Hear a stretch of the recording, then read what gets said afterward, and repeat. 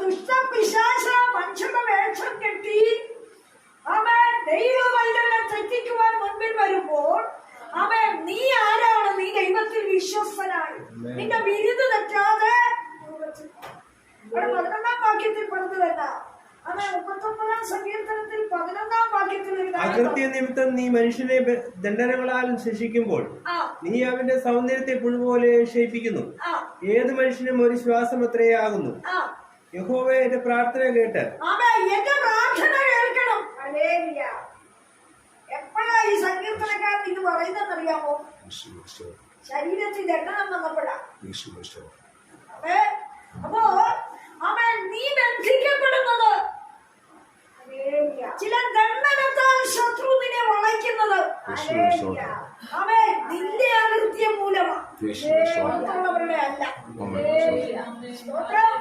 അപ്പോൾ അകൃത്യം നിമിത്തം നീ ദണ്ഡനങ്ങളാൽ എന്നെ ശിക്ഷിക്കുമ്പോൾ അവൻ എന്റെ സൗന്ദര്യം കൂടി ക്ഷയിച്ചു പോവുകയാണ്. എന്ത് ചെയ്യണം? ആ വാക്യത്തിൽ നിന്ന് ഒരു കാര്യമുണ്ട്. നിന്റെ നാവിനെ നീ ശുചീകരിക്കണം.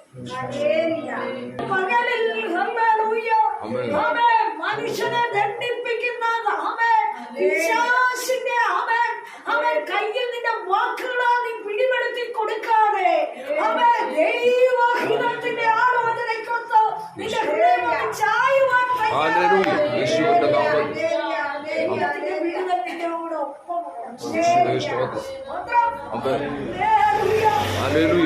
സ്വാതന്ത്ര്യം അനുഭവിച്ച ദൈവത്തെ ആരാധിക്കുന്നു. മറുനാടുകളിൽ അത് സംഭവിക്കുന്നില്ല. അവർക്കതിന് സമയമില്ല. അവരൊക്കെ പോയി കിടന്ന് അധ്വാനിക്കുന്നു. കുടുംബത്തെ പോറ്റേണ്ടതിന് കഷ്ടപ്പെട്ട് കുടുംബം കിടക്കുന്നു. നാടുകളിൽ അവൻ നമ്മളോർക്ക് ഒത്തിരി പണം ഉണ്ടാക്കി അവർ സൂചിച്ചു വളയ്ക്കുക നല്ലത്. കേരളത്തിൽ കിടക്കുന്നവരെല്ലാം അലസത കാണിക്കുമ്പോ വിദേശ രാജ്യങ്ങളിൽ അവർ കിടന്ന് കഷ്ടപ്പെടുക. മിനിറ്റ് നേരം അവർക്ക് ചുമ്മാതിരിക്കാൻ നേരമില്ല. അപ്പോൾ എന്നിട്ടും അവര് ഇതിനെ മുറുകെ പിടിച്ച് അവരവിടെ നിലനിൽക്കുവാൻ ശ്രമിക്കുമ്പോൾ നമ്മളെ എത്ര അധികമായി ഇതിനെ കണ്ടെത്തി ഭക്ഷിക്കേണ്ടി. അപ്പൊ എന്ത് ചെയ്യണം നമ്മള്? അതെ, നമുക്ക് ഒരു വാക്യം എടുക്കാം. 45 യെശയ്യാ പ്രവചനത്തിന്റെ 18 മുതലുള്ള വാക്യം, ഒരു 5 വാക്യം കൊണ്ട് വായിച്ച യെശയ്യാ പ്രവചനം 45-ന്റെ 18 മുതൽ. ആകാശത്തെ സൃഷ്ടിച്ച യഹോവ എപ്രകാരം അരുളിച്ചെയ്യുന്നു. അവൻ തന്നെ ദൈവം. അവൻ ഭൂമിയെ നിർമ്മിച്ചുണ്ടാക്കി. അവൻ അതിനെ ഉറപ്പിച്ചു. വ്യർത്ഥമായിട്ടല്ല അവൻ അതിനെ സൃഷ്ടിച്ചത്, പാർപ്പിനത്രേ അതിനെ നിർമ്മിച്ചത്. ഞാൻ തന്നെ യഹോവ, വേറൊരുത്തനുമില്ല. ഞാൻ രഹസ്യത്തിൽ അന്ധകാര പ്രദേശത്ത് വെച്ചല്ല സംസാരിച്ചത്. ഞാൻ യാക്കോബിന്റെ സന്തതിയോട് വ്യർത്ഥമായി എന്നെ അന്വേഷിപ്പിക്കാനല്ല കൽപ്പിച്ചിരിക്കുന്നത്. യഹോവയായി ഞാൻ നീതി സംസാരിക്കുന്നു, നേരുള്ളത് പ്രസ്താവിക്കുന്നു. നിങ്ങൾ കൂടി വരുവീൻ, ജാതികളിൽ വെച്ച് തെറ്റിയൊഴിഞ്ഞവരെ ഒന്നിച്ച് അടുത്തു വരുവീൻ. വിഗ്രഹമായ ഒരു മരം എടുത്തുകൊണ്ട് ജാതികളിൽ തെറ്റിയൊഴിഞ്ഞ ജനം ആവശ്യത്തെ ജനം ദൈവത്തെ ആരാധിക്കാൻ ദൈവം കൂട്ടി വരുത്തിയതാ. ഇല്ലേ? ഉറപ്പുണ്ടേ? നമ്മൾ വായിക്കുന്നു.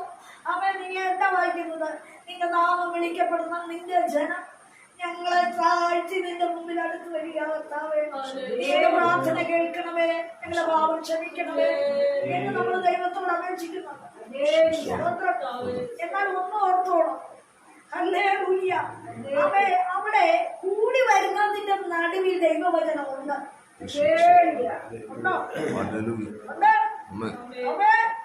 ദൈവശ്വാസീയമായ വചനം ദൈവം തന്റെ ഭക്തന്മാരിൽ കൂടി വെളിപ്പെടുത്തുന്നുണ്ട്. അവൻ വിടുവിക്കേണ്ടവന് വചനം അയച്ചു ദൈവം വിടുവിക്കും. സൗഖ്യമാക്കേണ്ടവനെ അവൻ സൗഖ്യമാക്കുന്ന ദൈവം തന്നെയാണ്. അവന്റെ ഇരിപ്പിലാ പ്രശ്നം. എന്താ പ്രശ്നം? ഇതൊക്കെ ഞാൻ ഒത്തിരി കേട്ടതാ. ഇത് നാളുകളായി കേട്ടുകൊണ്ടിരിക്കുന്നതാ. ഇതിലൊന്നും വലിയ കാര്യം.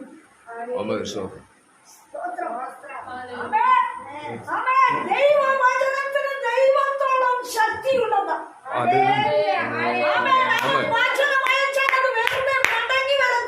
ഹല്ലേലൂയ.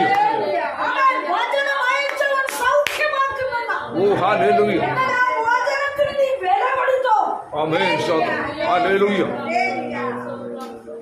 ദൈവം പറയ ഞാൻ തന്നെ ദൈവം. ആമേൻ. അവൻ ഞാൻ നിന്നെ വിളിച്ചത് വ്യർത്ഥമായിട്ടല്ല. യേശുവേ. കൂട്ടായ്മയിലേക്ക് നിന്നെ ആകർഷിച്ചത് വ്യർത്ഥമായിട്ടല്ല. യേശുവേ. അവന്റെ നാമത്തിൽ ആശ്രയിച്ച് നീ അടുത്തു വന്നത് വ്യർത്ഥമായിട്ടല്ല. യേശുവേ. സ്തോത്രം. അവൻ ഞാൻ ഈ ഭൂമിയെയും ഭൂമണ്ഡലത്തെയും നിർമ്മിച്ചത് നിനക്കുള്ള പാർപ്പിടമായിട്ടത്രേ. യേശുവേ. സ്തോത്രം. നീ സന്തോഷിക്കുവാൻ, നീ സന്തോഷിച്ച് പാർക്കുവാൻ, ഹല്ലേലൂയ. നിന്നെ വിടുവിക്കുവാൻ ഞാൻ ശക്തിയുള്ള ദൈവമാണ്. അവൻ നിനക്ക് വേണ്ടി സൃഷ്ടിച്ചുണ്ടാക്കിയ ദൈവം. ഹല്ലേലൂയ. അവൻ നീ പറയാ നിന്റെ ഉള്ളിൽ ഇരിപ്പ് മുഴുവൻ വെറുതെയാ. യേശുവേ. സ്തോത്രം. വാക്യം ആമേൻ. സ്തോത്രം. അവൻ തന്നെ ദൈവം. അവൻ ഭൂമിയെ നിർമ്മിച്ചുണ്ടാക്കി. അവൻ അതിനെ ഉറപ്പിച്ചു. വ്യർത്ഥമായിട്ടല്ല അവൻ അതിനെ സൃഷ്ടിച്ചത്. പാർപ്പിനത്ര അതിനെ നിർമ്മിച്ചു. അപ്പോൾ വ്യർത്ഥത ഉള്ളിൽ കയറിയിരിക്കുന്ന ജനത്തിന് ദൈവവചനത്തിൽ ഉറയ്ക്കുവാൻ സാധിക്കുന്നില്ല. ഹല്ലേലൂയ. സ്തോത്രം, സ്തോത്രം, സ്തോത്രം, സ്തോത്രം. ആമേൻ. മകളിലൊന്ന് തിരിഞ്ഞ് ചിന്തിക്കേ. നീ പ്രാർത്ഥിക്കണമേ എന്ന് പറയുന്നവര് ചിലർക്ക് ഭയങ്കരമായ ദുശാഠ്യമുള്ളവരാ. അവരൊന്നും അനുസരിക്കത്തില്ല, ആരെയും കൂട്ടാക്കത്തില്ല. അവരുടെ വാക്കിങ്ങോട്ട് വന്ന് അടയ്ക്കുമ്പോ തന്നെ നമുക്ക് മനസ്സിലാവും ആർക്കും വിധേയപ്പെട്ടിട്ടില്ല. സ്തോത്രം. എന്നാൽ അവൻ ഒന്നോർക്കണം, അവൻ ഏലിയാവും ഏലീശയും ഒക്കെ പ്രവചിച്ചു അവരവിടെ കാത്തു നിന്നില്ല. അത് നടക്കുന്നവരെ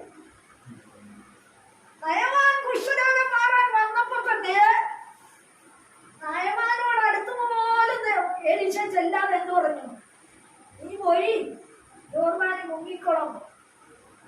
പക്ഷെ ഉള്ളിലിരുമ്പ് എന്തായിരുന്നു? എന്തായിരുന്നു? അത് വായിക്കുന്നുണ്ടോ? എന്തായിരുന്നു ഉള്ളിലിരുന്നത്? അവേ എടാ, ഞാൻ ആരാ? ഞാൻ അരാമിനെ ജയം കൊടുത്തവൻ. ഞാനാരാ? പരാക്രമശാലി. ഞാനാരാ? അവൻ പല വിധത്തെ 5 ക്വാളിറ്റി ഉണ്ട് പുള്ളിക്ക്. സ്തോത്രം. എന്തൊക്കെയാണ് നയമാന്റെ വിഷയം? എന്തൊക്കെയാ? അരാമിന് ജയം കൊടുത്തു. അവൻ ഭയങ്കര ന്യായാധിപനാണ്. അവൻ പരാക്രമശാലിയാണ്. പല വിധത്തിലുള്ള യോഗ്യതയുള്ളവനാ. യേശുവിന്റെ നാമത്തിൽ ക്ഷേമപ്പെടട്ടെ. പ്രാർത്ഥിക്കണമേ. ഹല്ലേലൂയ. സ്തോത്രം. എന്നാൽ ഈ വലിയ കൊമ്പുള്ള ഉയർച്ചയുള്ള പദവിയുള്ള സ്വാതന്ത്ര്യമുള്ള അധികാരമുള്ള ഇവന്റെ ഉള്ളിലെ ഹുങ്ക് മാറാത്തത് കൊണ്ടാണ്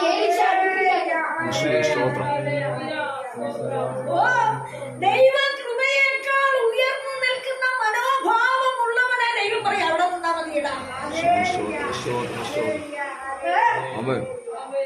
പ്രവാചകൻ അടുപ്പിച്ചില്ല. പറഞ്ഞെന്നാ ഇവൻ ചിന്തിച്ച കാര്യം എന്തൊക്കെയാ? എന്തൊക്കെയാണ് ചിന്തിച്ചത്? അല്ലെങ്കിൽ ഏലീശായുടെ അടുക്കുമ്പോ ഞാൻ ഇത്ര മഹാപണ്ഡിതനായി, അല്ലെങ്കിൽ ഞാൻ പരാക്രമശാലിയായി, അവൻ അരാമിന് ജയം കൊടുക്കുന്നവനായി, അവൻ ന്യായാധിപനായി ഇവിടെ വന്നപ്പോ എന്നെ ഒന്ന് മാനിച്ച് ഏലീശ ഇരിക്കുന്നിടത്തിരുന്ന് അവൻ എഴുന്നേറ്റ് വന്ന് എന്നെ ഒന്ന് കൈ കൊടുത്ത് ഒന്ന് ആശീർവാദം പറഞ്ഞ് വന്നാലും വന്ന് ഇരുന്നാട്ടെ. സഭകളിൽ അവൻ പ്രാർത്ഥിക്കുന്ന ദൈവജനത്തിന്റെ ന്യായം മറിച്ചു കളഞ്ഞുകൊണ്ട് അവൻ പ്രാർത്ഥിക്കുന്ന ജനത്തിന്റെ അവൻ വിശുദ്ധിയെ ചോദ്യം ചെയ്തുകൊണ്ട് ഇവർക്ക് വേറെ തൊഴിലില്ല എന്ന് പറഞ്ഞ് ആക്രോശിക്കുന്ന ചില ദൈവഭക്തന്മാരുടെ വേഷം കെട്ടിയവർ അവൻ നയമാനം പോലെയുള്ളവന് കുഷ്ഠം നിറഞ്ഞ ചിലതിനെ പ്രഥമ സ്ഥാനത്തിരുത്തി ആശീർവദിക്കുന്നത് കാണുമ്പോൾ നീ ഏതാത്മാവിൽ ശുശ്രൂഷിക്കണം.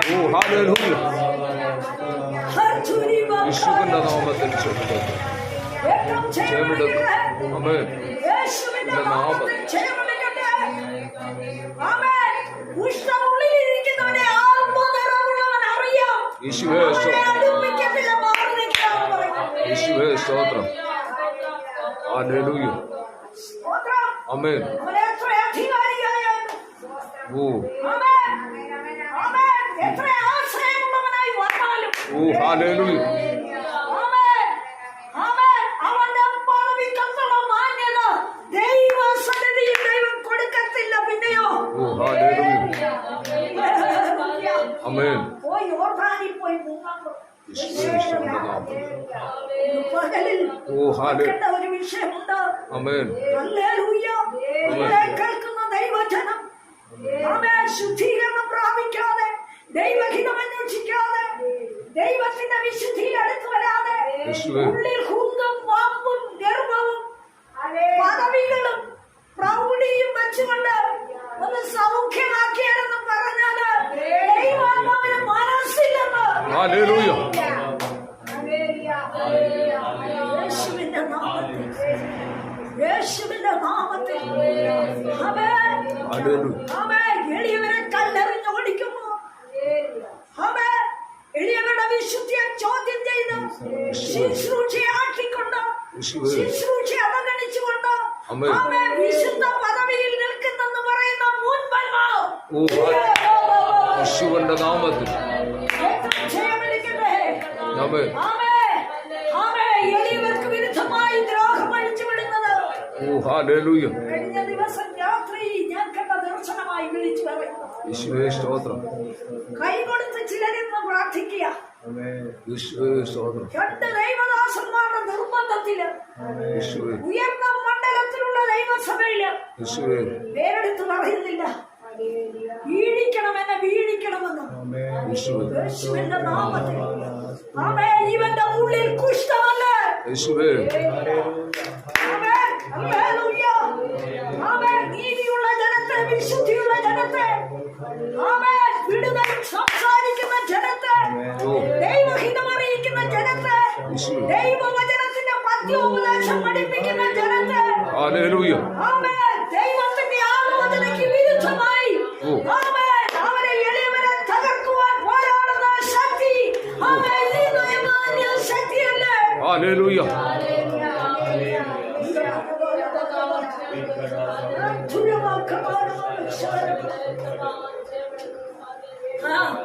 പലരും വിഘടിച്ച് പലതും ചെയ്തു കൂട്ടിയിട്ട് മടങ്ങി വന്ന അവസരമുണ്ട്.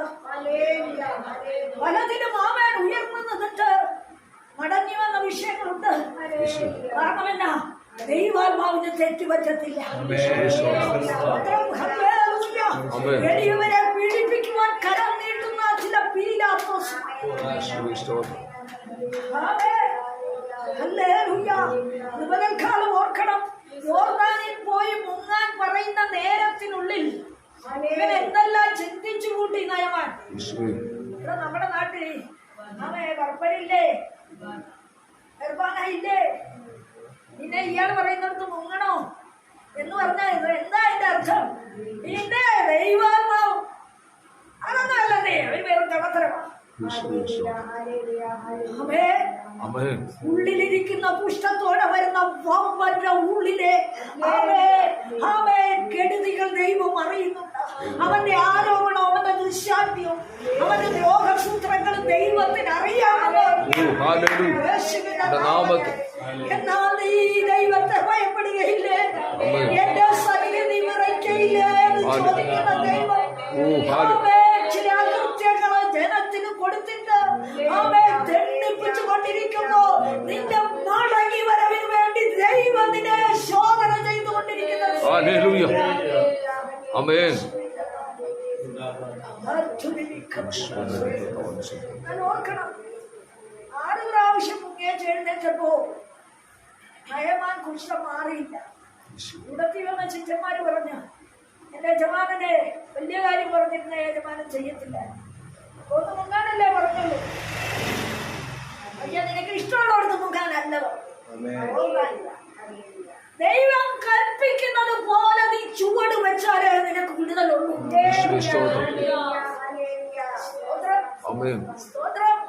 നോക്കണം, നയമാനോട് എലീശ പറഞ്ഞത് 7 പ്രാവശ്യം 6 പ്രാവശ്യം മുങ്ങിയച്ചിലോ വന്നിരുന്നെങ്കിലോ എന്നെ കൊണ്ട് ഇനി പറ്റത്തില്ലെന്ന് പറഞ്ഞെങ്കിലോ. സ്തോത്രം. ആമേ. പ്രവാചകൻ അറിയാം 7-ാം പ്രാവശ്യം. സ്തോത്രം. ആമേ. വിടുതൽ നോക്കി പ്രവാചകൻ പുറകെ പോയില്ല. സ്തോത്രം. ദൈവാത്മാവ് സംസാരിച്ചോ നടക്കും. നടക്കാത്തതിന്റെ കാരണം എന്താ? വിധേയപ്പെടാത്ത മനസ്സും മനസ്സാക്ഷിയും ഉള്ളത് അനുകൂലിക്കാത്ത ഭാവങ്ങളിലിരിക്കുന്നത് ഗർഭിഷ്ഠമായ നടപടികൾ കയ്യിലുള്ളത് കൊണ്ട്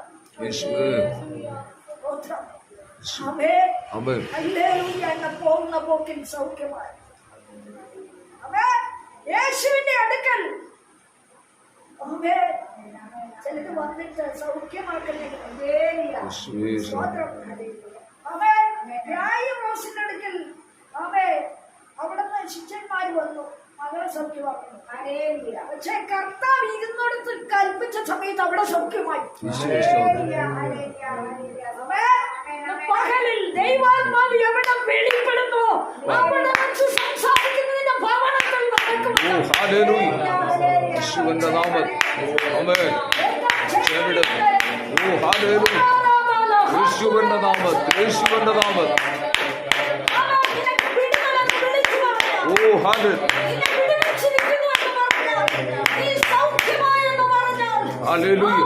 അവന്റെ കൃപന്റെ മേൽ വരികയാണ്. ദൈവാത്മാവിന്റെ മുൻപിൽ നീ വിധേയപ്പെട്ടു കൊടുക്കണം. യേശുവിന്റെ നാമത്തിൽ ഒരു ചോദ്യമല്ല നീ ആദ്യം വിടേണ്ടത്. ഇവരെ കൊണ്ട് സാധിക്കും. ഇവരിൽ ദൈവാത്മാവുണ്ടോ? ഈ പറയുന്നത് സത്യമാണോ? ഇത് വെറും ഇളക്കം വരുമ്പമല്ലേ നിന്റെ ഭവനത്തിൽ, നിന്റെ കുടുംബത്തിൽ, നിന്റെ സഹോദരങ്ങളിൽ, നിന്റെ ബന്ധുജനത്തിൽ ചില ചോദ്യ വിഷയം ഇരിപ്പുണ്ടെങ്കിൽ ഫലം വരത്തില്ല.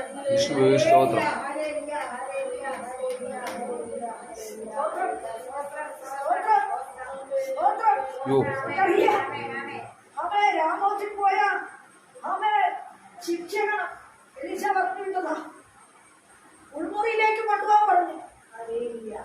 ആരെ? യേഹൂവിനെ അഭിഷേകം ചെയ്യാൻ അല്ലേ? രാമോത്തിൽ ചെന്നപ്പോ എലീശയുടെ ശിക്ഷനെ കല്ലപാത്രം മറിച്ച് കയ്യിലും എടുത്തിട്ട് അവിടെ ചെന്നപ്പോ ഇരിക്കുന്നത് രാജാക്കന്മാരുടെ നിരയാണ്. ആരൊക്കെയാ രാജാക്കന്മാർ?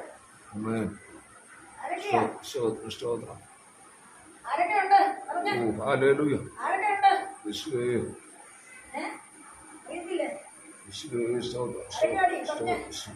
യേഹൂവിന്റെ മകൻ യഹോശാഫാത്ത്, നിംശിയുടെ മകനായ യഹോശാഫാത്തിന്റെ മകൻ യേഹൂ എവിടെ ഇരിക്കും? അപ്പൊ 3 രാജാക്കന്മാരാണ്. കാണുന്നവരെ അങ്ങ് അഭിഷേകം ചെയ്യാൻ ദൈവം പറഞ്ഞില്ല എന്ന് പറഞ്ഞാൽ പുറത്തെ മുഖസ്തുതി നോക്കി അനുഗ്രഹിക്കാൻ ദൈവം പറഞ്ഞില്ലല്ലോ. ഇത് മുഖസ്തുതി നോക്കിയുള്ള അനുഗ്രഹമാണ് നടക്കുന്നത്. അനുഗ്രഹിക്കപ്പെട്ടിരിക്കുക. നിന്റെ ഇഷ്ടത്തിന് നീ നടന്നോന്ന് പറഞ്ഞാൽ ഇന്ന് അനുഗ്രഹം കൊടുത്തു വിടുന്നു. എവിടെ അനുഗ്രഹിക്കപ്പെടാം? ഇല്ല, ലോട്ടറിക്കാരൻ പറയുന്നത് ദേ അടിച്ചു എടുത്തെടുത്തെടുത്തെടുത്തു ലക്ഷം. ഇങ്ങനെ ഒത്തിരി പ്രവാചകന്മാരുണ്ട്, ഒന്നും നടക്കുകയില്ല.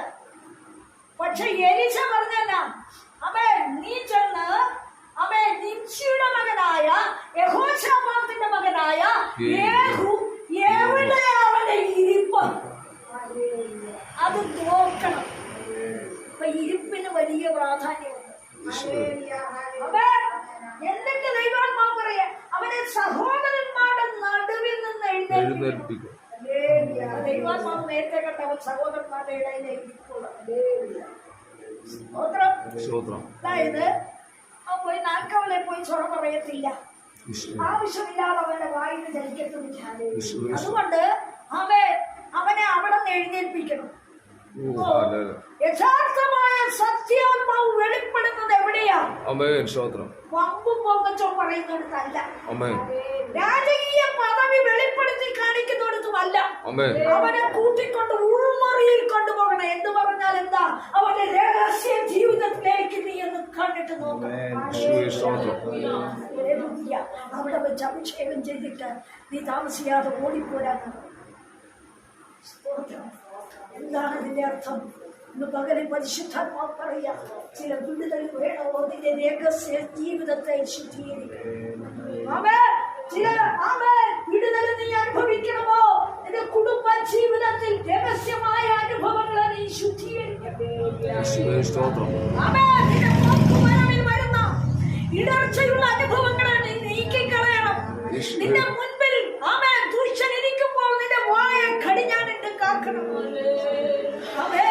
ഇന്ന് പകലിൽ നീ ഓർക്കേണ്ട വിഷയം എന്താ? കർത്താവേ, ആ കൃത്യം നിമിത്തം നീ ദണ്ഡനങ്ങളാൽ മനുഷ്യനെ ദണ്ഡിപ്പിക്കും. അവന്റെ സൗന്ദര്യത്തെ പുഴുപോലെ പകലിൽ പരിശുദ്ധാത്മാവ് നമ്മളോട് ആലോചന പറയുക. നമ്മൾ യഥാർത്ഥമായി വിടുതൽ പ്രാപിച്ച് ബലപ്പെടണമെങ്കിൽ നമ്മിലുള്ള കറയെ മാറ്റിക്കളയണം. നമ്മിലുള്ള ശാന്തി സ്വഭാവത്തെ മാറ്റിക്കളയണം. നമ്മളിലുള്ള മുൻവിധികളെ മാറ്റിക്കളയണം. നമ്മളിൽ പോരാടുന്ന ദുശാഠ്യ സ്വഭാവം മാറണം. നമ്മളിൽ എഴുന്നേറ്റ് നിൽക്കുന്ന അഹന്ത മാറിപ്പോകണം. നമ്മളിൽ തന്നെ ദൈവ കൃപയ്ക്ക് വിരുദ്ധമായി എളിയവരെ പീഡിപ്പിക്കുന്ന ചോദ്യ വിഷയങ്ങൾ മാറിപ്പോകണം. അവിടെയാണ് നമുക്ക് പകൽക്കാലം നമ്മളെ തന്നെ ഒന്നുകൂടി ഏൽപ്പിച്ചു കൊടുക്കുക. കർത്താവേ, നീ ദണ്ഡനങ്ങളാലെ ശിക്ഷിക്കരുതേ. എന്റെ കുടുംബത്തെ ശിക്ഷിക്കരുത്. എന്റെ കുഞ്ഞുങ്ങളെ ശിക്ഷിക്കരുത്. എന്റെ വാക്കുകളാൽ ദൂഷണന്റെ വിരുദിനെ തെറ്റിക്കരുത്. എന്റെ നന്മ അടച്ചു കളയല്ലേ. നാവ് കൊണ്ട് പാപം ചെയ്യാതിരിപ്പാൻ എന്നെ സൂക്ഷിക്കണമേ. കർത്താവേ, നിന്റെ കൃപ എന്റെ നാവിൽ പകരണമേ. നിന്റെ ശക്തിയാൽ എന്നെ ഉറപ്പിക്കണമേ. കർത്താവേ, പ്രാർത്ഥന നമ്മൾ ഇന്ന് വെളിപ്പെടട്ടെ. ഈ വചനത്താൽ ദൈവമായി കർത്താവേ സ്തോത്രം.